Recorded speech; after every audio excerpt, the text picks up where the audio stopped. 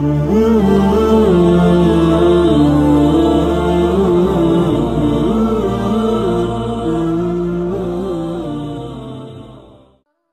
ngarenungkeun saha nu rek jadi presiden, ulah ngarenungkeun saha nu bakal jadi menteri, ulah ngarenungkeun saha nu bakal jadi gubernur. Itu mah urusan manehanana. Renungkeun mun aing isuk paeh ieu aing di jero kubur bakal kumaha, eta nu kudu direnungkeun. Nu sabenerna mah yang mulia Presiden Jokowi ge eta teh kudu ngarenungkeun kalau besok saya mati bagaimana. Sabenerna mah Bapak Harmoko lawan sa tuh Prabowo cak jana tuh eta ge sarua ngarenung aing mun isuk paeh kumaha. Ieu sebuah renungan nu pasti jasa. Masyaallah karim. Sedangkan ketika orang maut nu nuturkeun ka kuburan teh tilu kan, yasmaul mayit salasa ahluhu wa maluhu wa amaluhu. Begitu orang diiringkan ke mayit dulur naluturkan anak incu naluturkan, bahkan lamun jauh mah makam nak dipuatin ke mobil nak samak-samak namanya makan milu kaditu. Begitu diasupkan ke kuburan tutupan dulur napa naon gitu, dulur anak kabeh baralik harta balik nu hiji nu milu ka jero kubur amaluhu, amal urang apa abror apakah fujar milu ka jero kubur. Masya Allah karim. Terus tutupan talqin.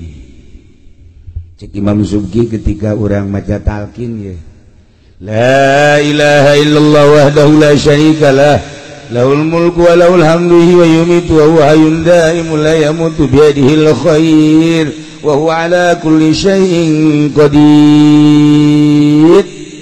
Hudang di jero kubur teh nyekel ka dieu bentar. Oh aing paeh kullu nafsin dha'iqatul maut wa innama tuwaffawna ujurakum yaumal qiyamah. Terus nyekelan ka dieu. Oh paeh kadenge suara nunalkin teh kadenge beda alam. Itu mah alam barzah, urang mah alam mulki, alam dunia. Tapi kadenge mun teu percaya paeh geger paeh ditalkin ge bage buktikeun geura kadenge ku urang. masyaallah. Faman zuhziha 'anil nar wa udkhilal jannata faqad faz wa mal hayatud dunya illa mata'ul ghurur. Kieu betah di jero kubur ngadengekeun nunalkin. Masya Allah kan sampai selesai talqin mulai tidinya baralik anu ngubur kaparanggi di jero kubur teh jeung makhluk-makhluk ciptaan Allah. Masya Allah darah rata. Bohong lamun di jero kubur teh cenah sempit, bohong lamun cenah di jero kubur teh cenah sepi, bohong lamun cenah di jero kubur teh teu aya sasak. Rame di jero kubur teh rame juljol kapanggi keke ieu saha ieu kasep amat ieu mah kasep amat ieu saha abdi teh ieu teh salat nu 5 waktu teh. Masya Allah ieu nu kasep pisan ieu mah abdi tahajud. Ieu ya abdi duha ya Allah. Ieu jangkung gede ieu mah kasep abdi witir 11 rakaat. Ini mah sukuan. Hari ini saya mah Masya Allah rapi amat. Abdi mah jariah ke masjid ya kari. Orenganan loba. Hari ieu abdi mah ieu ngawuruk teh magahan ngaji. Ih, orenganan di jero kubur teh loba batur. Loba batur eta ngaromong kabeh nu kararasep nu sararanyet. Tenang. Ulah ka ngobrol sakedeung di bakal aya malaikat mun karnakeun nanya. Tenang, kami nu bakal ngajawab. Indah luar biasa. Nikmat. Jadi pengen dipae. Sia saha hideung amat. Saha.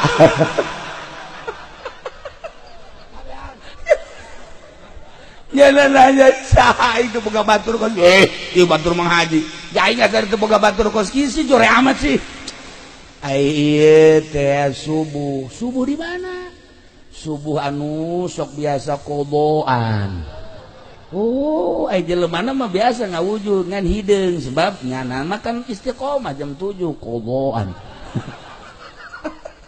eta ge rada deureus kene masih kene bagus sih ieu jore jasa mah saya abdi dagang ngabohong teh iya mah nipu ieu mah nipu ieu mah saya betek bawa amat abdi kreditan araraya kabeh masyaallah gari nyileuk ke belah dia ieu sia saha ulah saha deuleu ku sia tarang aing saha ya sia mah pan ieu mah balak genepan atuh nu sok kekempit ku sia milu orenganan ya Allah ya Rabb batur-batur urang di jero kubur teh seperti eta nah bayangkeun ku urang bayangkeun lamun urang maot nu bakal ngabaturan urang di jero kubur apakah nu tadi nu kararesep sararengit apakah nu daroreng nu bararau tanya ke awak sorangan tama tanya terus ente cenah kiai menengan dia jelas-jelas we ku kiai ku ari coba mana nu abror mana anu pujar atuh deuk kajeuleuh lamun ieu merengkut betah ieu pujar ieu anu tarangna merengkut gitu ieu ngariut teh gitu nah ieu ieu bangsa pujar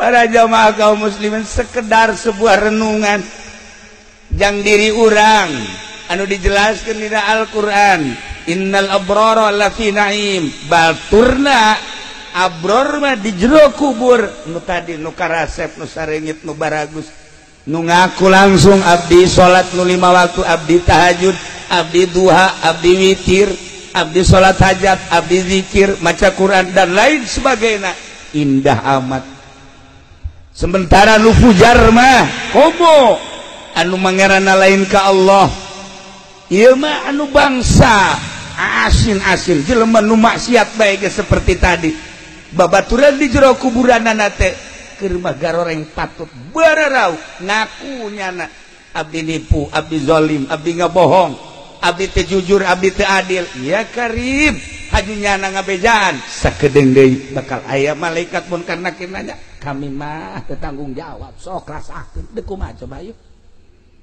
deuk kumaha coba masya Allah renungkeun mun urang isuk pageto maot Gusti Allah nu agung nah tapi lamun urang ku harina geus jieun KTP mah begitu datang ke kuburan malaikat datang langsung ku dia KTP nah mana KTP masya Allah KTPS ieu mah kartu tanda penduduk surga beuh mantep kadi we KTPN kartu penduduk neraka tak kuari ya Allah ya Rabb nu mantap jelema teh kuari aya anu hudang dipeting teh langsung ka Gusti Allah taqarrub tadarrulah di dunia mah jam walila ieu kemewahan dunia anu kuari keur diudag-udag ancul-anculan jelema ngudag-udag kemewahan dunia tanpa terkecuali geus puguh nu tadina teu masantren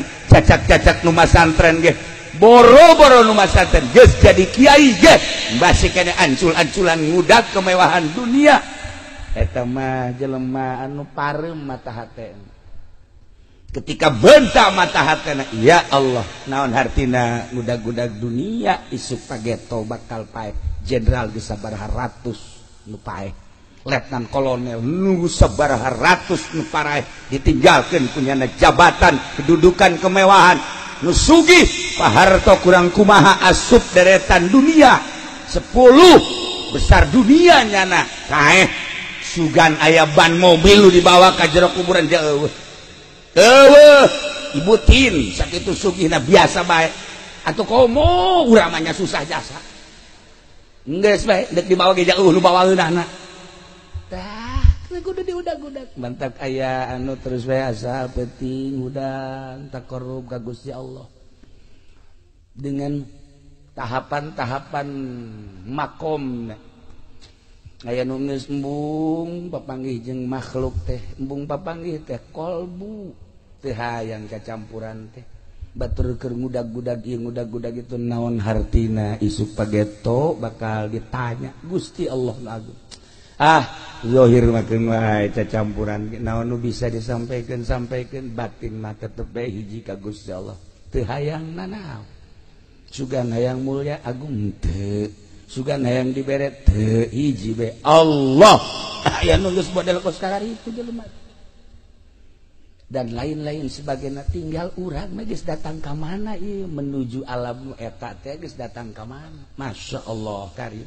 bakal ditinggalkeun jasa kan ku urang nah nu kuari udag-udagan wah datang ka cek Kipadil tadi ribut kiai jeung kiai ribut masinikeun calon presiden ji batu nurut jadi presiden urang nu ribut Masya Allah karim nah naon atuh biasa bae biasa bae ulah kudu ribut ja urang geus sabaraha kali ganti presiden kararieu bae beres jadi presiden aja kitu bae mantap jadikeun ku urang evaluasi ulah terkontaminasi di kolbu urang ka Allah keun geura ge